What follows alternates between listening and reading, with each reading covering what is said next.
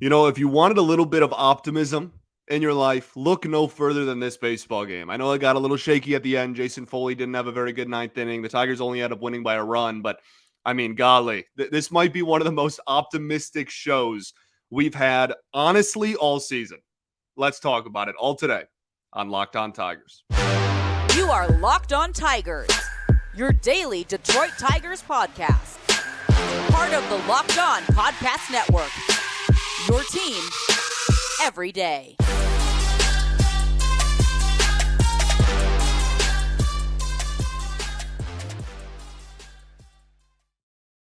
What is up, everybody?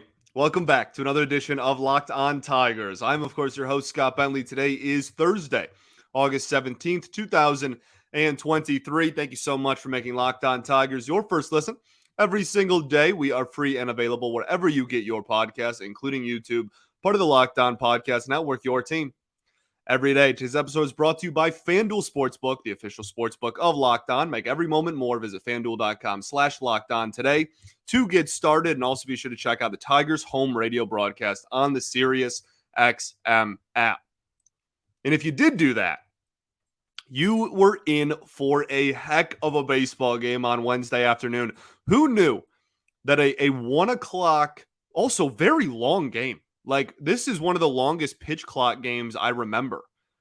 This game went well past 4 p.m. on a 1 o'clock start time. You know, in the pitch clock era, it's a pretty long ball game these days. But I mean, goodness, what a roller coaster ride that was. A random 1 o'clock in the middle of August. Half the teams won't be in the postseason. Didn't matter. Absolute fireworks in Minnesota. We have so much to talk about. And the final score was 8-7 Detroit. It was great to get a win. We'll talk about. Let's start with the bad, okay? Because genuinely, this is going to be one of the most high vibes. Vibes are good. Optimism is riding very, very high. We have a lot of numbers to make everybody optimistic about the future and the direction of this franchise after one game. And certainly it's not always just one game. A lot of these numbers are going to date back, since this day, the last week, et cetera, et cetera. But it's really hard to not look at a game where your three young hitters of the future all homer and go 7 for 14 combined between them with 4 homers. That's a glimpse into the future, and that's really, really exciting. Let's start with the bad, because this game was definitely, again, 8-7. It was definitely not just all sunshine and rainbows, okay? That there was the beginning, the very beginning and the very end was actually really bad, brutal. But everything in the middle was sunshine and rainbows and happiness and Care Bears and awesomeness. Okay. So apparently, subconsciously, I think Care Bears are awesome. So first 2 innings. Well, no, let's start with Foley and Olsen, because that's what my itinerary says here if you're watching on YouTube. So Reese Olsen gets the start. His final line would be 2 2/3, 8 hits, 4 earned runs, 1 walk, 3 strikeouts. It didn't end up costing him, and it didn't give him too long of a leash. His pitch count was pretty high as well. I fully agreed with the decision to pull him. You're trying to win a baseball game. You don't want him to get too out of reach. We'll get to Bo Brisky a little bit later, and certainly Tyler Holton as well. Really, the biggest thing in this game, first off, the pitch mix. I said the biggest thing and then broke it down into 2 things. But the 2 big things here. One was the fastball usage last start, where we saw a decent fastball from Reese Olsen. I keep wanting to say Matt, and that's going to be an issue. A decent fastball, decently effective fastball from Reese Olsen. In his last outing was mostly 4-seam fastball with a couple of sinkers. This outing was a lot more sinkers. And I think that that's probably a little bit just matchup based. They did their homework, and maybe the Twins struggle a little bit more against, tailing fastballs than just 4-seam with a little bit more velocity. Whatever the reason was, it was not very effective for starters. He had a couple of swings and 1 swing and miss for sure on the sinker that I can remember off the top of my head. But the biggest thing, truly the biggest thing in this outing was just he didn't have any command of the slider. And that is easily his best pitch. And in the very similar breath to Alex Faedo, I think they're different pitchers at a base level, and they could grow into becoming different pitchers, but one thing they very much have in common is really good slider, trying to figure out everything else. And that means that if you don't have a really good slider, you're kind of just hosed, to be honest. And that he really got left out to dry. I mean, 8 hits in less than 3 innings with a walk on top of that. 9 base runners in 2 2/3 is certainly not great. Still had, 3 Ks in less than 3 innings isn't terrible. Still had some swing and miss stuff, but no command of the slider. It wasn't, the shape wasn't bad. I didn't mind the sequencing. I thought he threw it in counts that I wanted him to throw it in. He threw it more than any other pitch. I like that. It genuinely was just the command of it was awful. He was hanging the slider everywhere, and that's something we haven't seen too terribly consistency, which is good. It's bad for this game, but good that this isn't like a super regular occurrence. But that was really all there was to it. Not anything super fancy or like crazy analytical, just no command of the slider. Now let's get to Alex Lang. I'm used to saying that. Let's get to Jason Foley. We'll get to Alex Lang and some of the good later. Jason Foley, 1 inning, 4 hits, 3 earned runs, no walks, no strikeouts, 2 homers against. I mean, my goodness. I really, since like the end of May, okay, I've had in my tweet drafts, or my X, whatever the website's called now, drafts, I have had Jason Foley finish the season without giving up a single homer. And it's been in my drafts, and I've been very, very closely, because I realized at the end of May that he hadn't given up a single home run yet, and he wasn't even really giving up extra base hits at the time. And I was like, oh my goodness, like if he just keeps throwing the sinker, no one's going to be able to get under it. And then June went, and he didn't give up a homer all year. And July came and went, and he still hadn't given up a homer. In the second half, we're past the trade deadline. Now we're only a month and a half left in the season. He still hadn't given up a homer. And of course, then he gives up 2 in 1 outing and almost blows the game. He almost gave up a third. I'm not going to really freak out about this unless it becomes a consistent thing. It's not like Jason Foley gave up a ton of homers and then like, oh, this year he stopped and now it's back. Like he has never given up home runs. I'm pretty sure he's given up like 3 major league home runs like ever. I'm relatively sure that's the number. So I'm going to chalk it up. I mean, the command was terrible. The 2-seam fastballs that were cranked were cookies. They were basically, he was saying, please, please hit this 430 feet. And they did. I'm not trying to give an excuse for the location or anything of the pitches, but just in general, I'm not going to lose sleep over it until it becomes a regular occurrence. And he still got the double play that he's very much gets on a regular basis. Still got his ground ball to get out of the game there, and the Tigers leave with a victory. So kind of tiptoeing out of danger was scary there for a second. As far as the bad goes, the only other thing was the first 2 innings of this ball game. The first 2 innings, they were down 4-0 going into the third. I was thinking in the back of my head, like, my goodness, we just spent an hour in the first 2 innings for starters. And on top of that, we are going to get destroyed. Like I all momentum in my head was like wind out of the sails. No optimism about this baseball game. Thought it was going to be a pretty dry show. Was kind of concerned about because I thought yesterday's episode, full disclosure, I didn't like yesterday's episode. I hold myself to a certain standard and thought I don't know, live up to that. That seems way too dramatic of a saying, but I didn't think I reached that yesterday. I thought yesterday's episode sucked, and I was really disappointed in that. And I was scared that I was going to have back-to-back shows where it was just going to be like, goodness, like this is dry. I don't have really too much here. And then they turned it around. And like the gut punch to me in the first 2 innings was Miguel Cabrera's on third base. He gets a double, then tags up and gets to third. Andy Ibanez is up with a man on third and 1 out and puts together legitimately, and I do not say this lightly, this is not me trying to be overly dramatic like I tend to be sometimes. This is legitimate, genuinely one of, if not the worst at bat I have ever seen with a man on third and less than 2 outs. He swung at a slider that almost hit him. And like it was a really not a good swing, just kind of like threw the bat out there. Then he swung and missed at whatever the second pitch was. I don't remember. And then he did a Javi and swung at a slider that was in a different area code far and away. Like it was mind boggling how poorly executed. Like all you have to do is put the ball in play. Well, I guess Miggy's on third, but like you put the ball in play. Let's Let's at least give the run a chance to score. And 3 pitches just dismantled. He's got an OPS of like 550 on the season with runners in scoring position. So that really frustrated me. And I was like, dang, like this game is going to suck. And then the top of the third happened. And until the bottom of the ninth, it was smooth sailing. But we've already covered the bottom of the ninth too.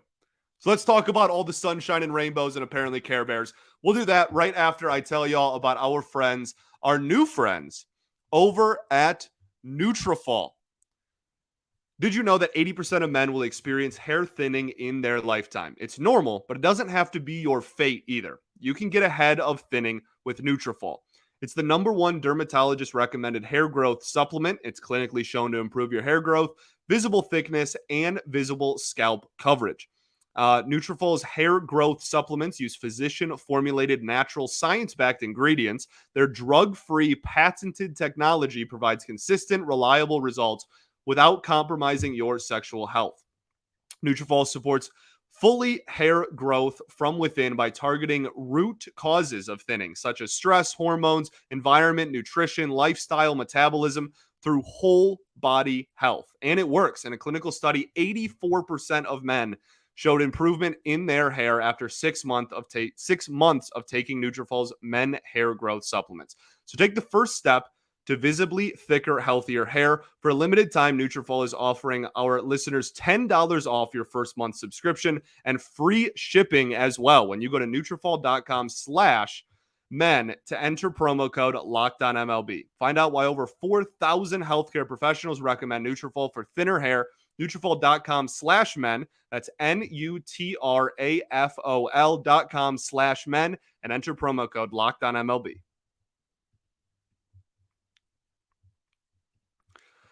All right, everybody, welcome back here. Segment 2 of Locked On Tigers. I appreciate y'all for tuning in, making us your first listen every single day. Shout out to the everydayers that do tune in every day. We'll be back tomorrow. We'll be back not tomorrow. Yes, we will be back tomorrow. I keep thinking today's Thursday because we're starting a new series, but it's Wednesday. I'm recording this on Wednesday. You're listening on Thursday. This is going off the rails. We'll be back tomorrow recapping Game 1 of the Cleveland Guardians series. We'll preview that pitching matchup at the end of the show. So we talked about the bad in this game. Let's talk about all the good. Because this was awesome. This was like, if it wasn't for the bottom of the ninth, even with the bottom of the ninth, I'm not worried about Jason Foley. This is probably my favorite game of the year. As I said earlier, Riley Greene, Spencer Torkelson, Kerry Carpenter, all homer. Torkelson homers twice and has a third one that's a fly out to the warning track and is a home run in like 4 or 7 different ballparks. Phenomenal. Absolutely phenomenal. Let's start with Riley Greene. Riley Greene ends up going 3 for 4 with 4 RBIs and is a double away from the cycle. He now has an 859 OPS on the season, a 309 batting average, and his baseball savant page is a whole lot of red, like deep red, like 90th or better percentile in expected batting average and average exit velocity, et cetera, et cetera. Ex-WOBA for sure. He is unbelievable. Not only did he have a single, not only did he have a triple, he also hit a ball 900 million feet, which was sweet. The craziest thing about that to me is that he hit one pretty much the same distance. It was like this one was like 5 feet shorter than the one he hit off of Maeda last week. That one was on a curveball low. This one was on a fastball up and in. Now, it got over the heart of the plate. There's no way that's where Kenta Maeda wanted it. But that dude has that power where the ball was pretty much in the exact same spot on 2 completely different pitches. He's unbelievable, and he is the franchise. He is. Riley Greene is who you are building this offense around. It is the star that you are trying to build this team around going forward. That's him. His name is Riley Greene. And what will be lost in it is the sac fly late in the game. Obviously, it ended up being a 1-run game. That's super easy to point to and be like, look how much of a difference it made. But just in that moment to remember your job, really.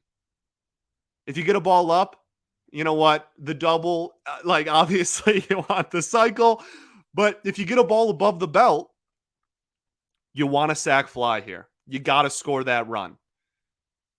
And this was again, they were up, what? They were up 3 when that happened. They were up 7-4. And still, just the wherewithal. He's remarkable. He's so remarkable. A 309 batting average on the season. Jeez. And that's like a relatively slow April as well. Like since May 1st, he's batting like 700. Obviously, that's not true, but it's like 330 or something like that. He's an absolute monster. And I think he's going to be in the top 2 of this lineup for many, many, many years. And that's very exciting. Spencer Torkelson had a day. He ends up going 2 for 5 with 2 home runs. And again, was just shy of a 3 home run performance. So the thing that makes this so remarkable is obviously this game in a vacuum is great. And we talk all the time on this show. I really try to not be super reactionary. And I know that this episode is probably like just super reactionary in general because of how awesome of a game it was. But I try my best, and I encourage other people to try as well. You can't have, I think Chris Brown of Motor City Metrics said this quote a couple of years ago, but you can't have a football mentality in a baseball, right? You can't has to have results today, 16 game season, 17 game season in a sport where there's 162 games and it starts and ends when it's snowing, right? And Torkelson, now this sample size is a week. It's not 7 months. It's not a full season, obviously. He has 6 home runs in the last 7 days on the calendar. That's nuts. That is whack. Right? And these aren't gimme homers. These aren't, he got a little bit under it. Oh, but he got lucky finally or whatever. He is destroying the baseball over the last 7 days. And we have a lot of stats later that we'll continue to kind of talk about. But his OPS on the season, drum roll, please. Everybody, unless you're driving, close your eyes. Drum roll, please. If you're driving, please don't close your eyes. His OPS is now 740. That, my friends, is over league average. And I know that that's like, he's a 1-1 pick. This is so dumb. You shouldn't be celebrating him being a just barely above league average hitter. Give people something, man. Like, golly, it's Rome wasn't building the day. Like, he's not going to go from a 720 or like, 2 weeks ago when he had a 698 OPS to a 900 OPS in a week. That's not physically possible. So we will gladly take 6 home runs in the last 7 days and a 740 OPS on the season now. WRC plus over 100. That's above league average. He's finally starting to come into his own. He has the second most home runs hit in all of baseball in the month of August as well, which is, again, very, very exciting. Matt Olson and Corey Seager have 7 home runs in August. Spencer Torkelson has 6 in the entire month of August, but also 6 in just since August 9th. He's just been on an unbelievable tear. And again, was kind of just a few feet short from having a third there. He also has a 20 home run season. Obviously, that ended up being a 21. He is the first Detroit Tiger to have a 20 home run season since 2021. We did not have one last season. Javi Baez had 17 last year. That was the team leader. Torkelson already at 21 with still 6 weeks left. I don't know if he ends the season with keeping the OPS above. Again, like I'm not saying like all is like forgiven and everything's just going to be like great from here on out, and he's just going to hit average a home run a day for the rest of his career or anything like that. It's a week. We still got some time to I think fully get people on board. But I mean, if he ends up with a 25 plus home run season and has an OPS that's over league average, I don't know how that's not incredibly optimistic. Last year, this dude had an OPS in the mid 600s. He couldn't hit fastballs right down the middle. If he turns around this year and has a 740 to 750 OPS with 25 homers, I think expectations will be very high going into year 3, as they rightfully should be. He still should be expected to take another step forward next year, but that is a massive step from where he was at in his second full season at 23 years old. We're seeing it come together. He's putting one performance on top of another. We need the consistency still. That hasn't just disappeared. The couple of weeks before August 9th were not amazing, but we're finally starting to see it. And that is so incredibly exciting. I'm so pumped for 2024 Spencer Torkelson. And I think it's hard not to be. One foot in front of the other, though. We still got 6 weeks left in this season. We'll still keep the ball rolling. We still got a lot more to talk about. Greene and Torkelson, obviously the stars of the show. But we have a lot of good things that happen in this baseball game. We'll get into those right after I tell y'all about our friends over at Sleeper. Do you think that Spencer Torkelson can hit another home run? Just stay on a tear in tonight's ball game? Well, we sure do. And over at Sleeper, you can put it to the test and swing for the fences with up to 100 times your payout. All you have to do is choose 2 or more players that you like and select more or less on their stat categories like home runs, strikeouts, hits, and more. Get your picks right, and you could win big. I've been using Sleeper for years. I'm about to start. Fantasy football is right around the corner, right? I've been using it for my leagues, in a couple of leagues on Sleeper. It was also recently top of the charts in fantasy apps and sports apps used. You really can't go wrong. They are literally at this point, like statistically, the best in the business. And now they're in daily fantasy. It's awesome. So use promo code LOCKEDON. You'll get up to a $100 match on your first deposit. Terms and conditions apply. See Sleeper's terms of use for details. It's currently operational in over 30 states. Check out Sleeper today. All right, everybody, welcome back here. Third and final segment of Locked On Tigers. I appreciate y'all for tuning in. Be sure to check out the Tigers home radio broadcast on the Sirius XM app. Just search Detroit Tigers, and anytime, anywhere. As long as the Tigers are playing, you will get the home broadcast for our Detroit Tigers. So Tyler Holton, it's remarkable how good he is at his job. And like this is absolutely one of the stories of the year. In the offseason, I'm not excited for the offseason because that means that baseball is over, and that makes me incredibly sad as a human being. But I'm very excited to talk offseason with you all. And when we get there, we'll talk about biggest success stories from the season for the Tigers, biggest failures of the season for the Tigers. There is no way Tyler Holton is not one of, if not the single biggest success story of this entire season. He reminds me, if you're a hockey fan, and I also am one of the co-hosts of Locked On Red Wings, he reminds me of Jake Wallman. We're like going into the year, barely anybody even knew who he was. He was not expected to do a lot. You know, Tyler Holton was a waiver claim. Jake Wallman was just kind of not a throw-in, but was like not the main piece of a trade that they had made. And they come into this season, and by the end of the season, Jake Wallman was top pair defenseman next to Moritz Seider.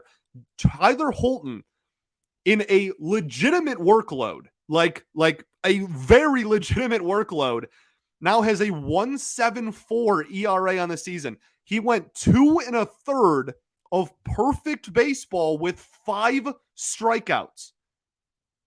He's an absolute dog. The slider low and away to lefties is unhittable, and his changeup to righties is vomit-inducing with how disgusting it is. He's remarkable. And he doesn't have overpowering stuff. He doesn't have the spinniest stuff in the world. He doesn't throw 100. He just pitches. Like that's genuinely what it is. This dude just carves people up. Unbelievable tunneling to every lefty I saw. The righties too. I mean, he had 5 strikeouts, but like the lefties he faced in this game, they had no chance. Like no chance. This dude is absolutely going to be on the Detroit Tigers next year, and you should pencil him in for one of the, I don't want to say like the most high leverage, like he's going to be the closer of the future, but this dude is absolutely, at minimum, a lefty specialist for this team for the next couple of seasons, without a doubt. Off of a waiver claim in February. Remarkable stuff. Okay, so we'll end the show with just a lot of just numbers that should give you some optimism, okay? I want to start by taking it back to 2 days ago's episode, okay? The off day episode. And I had said that there are only like 10 or 11 guys on this team that I think have carved out prominent roles for the Detroit Tigers in 2024, right? On the entire 40-man roster, there's only 10 or 11 guys that are like guaranteed, like this dude's going to get his looks at the major league roster next year. Pretty much all of those dudes had great days at the office today. Tyler Holton, we just talked about. Riley Greene, obviously, we talked about. Spencer Torkelson, talked about. Kerry Carpenter, 2 for 4 with a home run opposite field again. Do you know how incredible Kerry Carpenter's player development story is? This should be taught in schools. This should be front page of the news.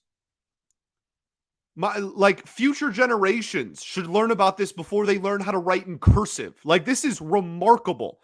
He went from a nothing prospect, as far as rankings go, a nothing prospect, to mashing his way through Double A, leading all of minor league baseball in home runs, gets promoted to Triple A, continues to mash, comes up to the Tigers at the end of last season. He can't hit lefties, and he can't hit breaking balls. But if you're a righty and you throw him a fastball, he's going to crush it.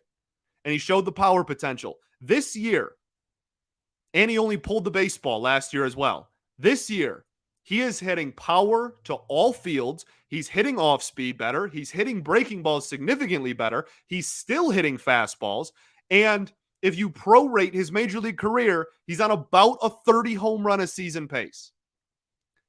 He has a 286 batting average and an 868 OPS. This guy is remarkable. He's hitting lefties better now. Every single time you point at something Kerry Carpenter does and you go, he needs to improve in that, within 2 months, he's better at it. This is mid-season adjustments, by the way. This is not, I had a whole off season, I'm doing it. This is, I was bad at this in May, and by July, I'm good at it. Remarkable. All the credit in the world to that man. Seriously. I cannot give enough flowers to Kerry Carpenter. Incredible stuff. Matt Vierling, I said, carved out a role. Don't know how prominent it's going to be, but he's going to have a role on next year's team.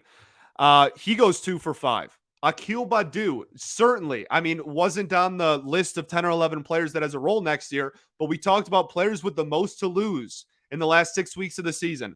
This game is exactly why people still hold out hope for Akil Baddoo. This is the best version of him. This is everything Akil Baddoo brings to a baseball team in one game. Played solid defense. Made a couple of nice plays. Goes 1 for 2 with 3 walks and a steal that then got airmailed and thrown into center field, and he was able to wreak havoc on the base pass and advance to third. That's why back in March, I wanted him on this team. This is laughable over Kerry Carpenter. That will forever be one of my worst takes. But that is why, because if you look at these small sample size, he gives you flashes of just an electric baseball player that can really make stuff happen. Needs to keep the ball rolling, though, if he wants to keep stiff arming the Parker Meadows conversation. He needs to keep the ball rolling, though, and not go into a slump, because that 7-week stretch where he could barely hit is pretty unavoidable. But this was a great game for him. Miggy, obviously, anytime he does anything, great stuff. So just as a whole, okay, we'll end with some more fun stats.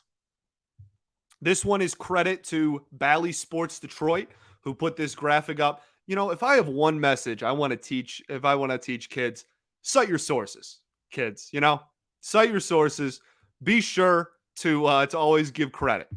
It's the good journalism lesson there. So this one's credit to Bally Sports Detroit. Spencer Torkelson, since July 18th, has an 887 OPS. That's almost a month sample size. 20 RBIs and an 887 OPS. Great numbers. Riley Greene, since July 19th, almost batting .350 with an OPS of .997. A few ticks away from 1,000 OPS. Again, over a month. Kerry Carpenter, since the beginning of August, since August 4th, a .455 batting average with 8 extra base hits, has a few doubles, but has 3 home runs in the last week as well. 2 in Fenway, and now the 1 in this game. Am I even missing one, maybe? Regardless. That is your core. That's your young core. In this ball game, and this one is via Jason Beck of MLB.com, those 3, Tork, Greene, Carpenter, went 7 for 13 with 4 home runs, 7 RBIs, and 5 runs scored. So yes, the comments I said yesterday where I said this offense still has a long way to go, that is objectively true, right? The bottom 3 hitters in this lineup is still sometimes a black hole.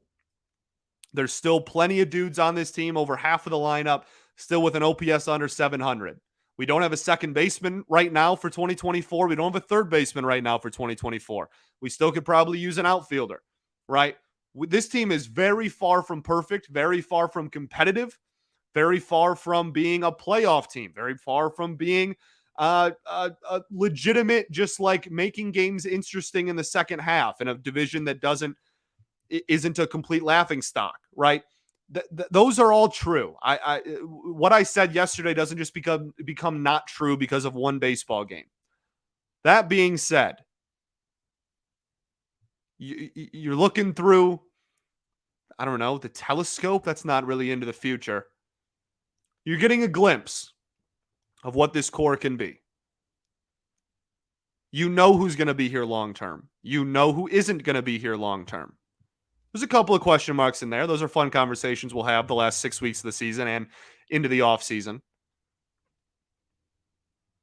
But the fact of the matter is the players you know are going to be here next year are looking pretty dang nice. And the most exciting part about those 3 doing well specifically is that goes beyond next year.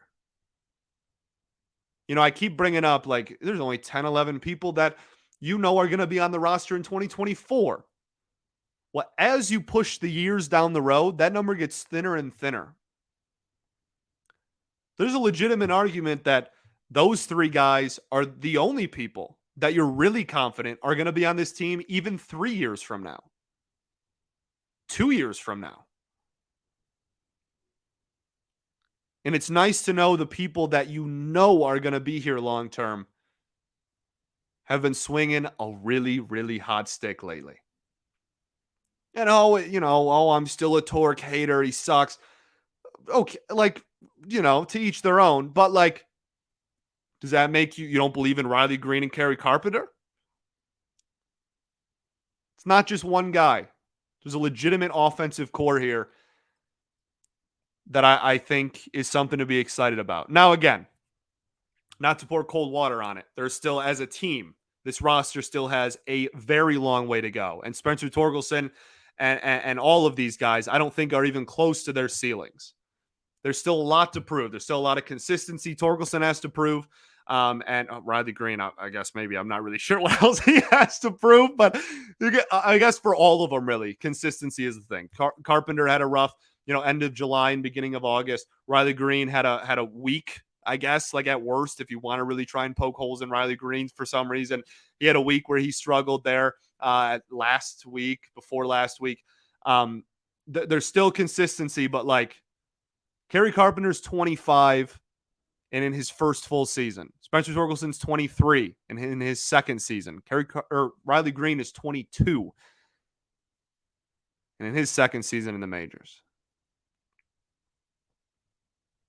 Doesn't guarantee anything for these players or this team. But golly, is it just nice to have some hope. This was such a fun baseball game. And obviously, Torkelson's not going to maintain 1 home run a game pace and I'm sure all three of these guys will take their lumps at some point throughout the rest of the season and throughout their entire careers. But for right now, in this moment, let people enjoy things. I'm pumped. I'm pumped.